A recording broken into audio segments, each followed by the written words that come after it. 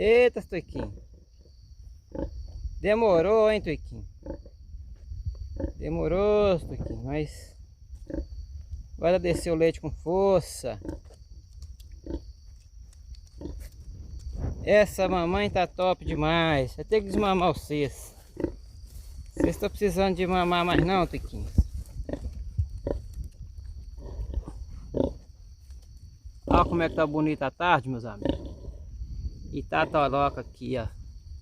Essa toroca é muito boa.